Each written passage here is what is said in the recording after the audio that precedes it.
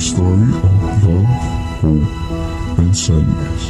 Ang story that can inspire people. Dito lang sa Cherie's Love Story.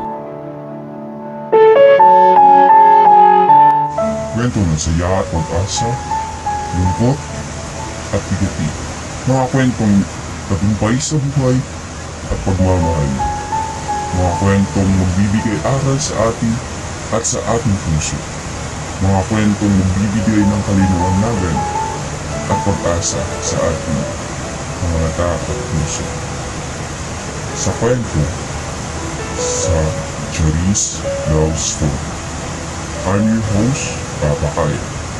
Si Papa Kyle na laging nagkakaintindi at laging nakikinig sa mga kwento ng ating mga kababayan. Mga kwentong magbibigay sa iyo ng saya at tuwa at lungkot at bigati. Mga kwentong magbibigay ng pagmamahal sa iyong puso. This is Cherie's Love Story.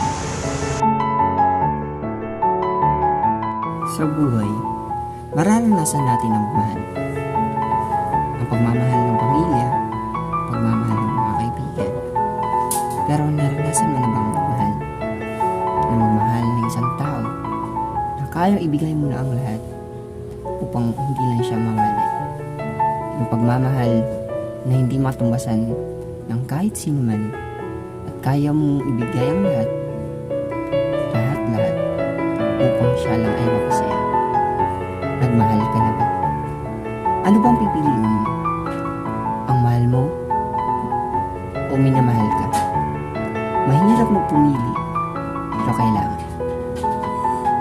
Ito ang binigay na kwento ng ating letter sender na si Maria. Kwento ng kanyang buhay at pag-ibig.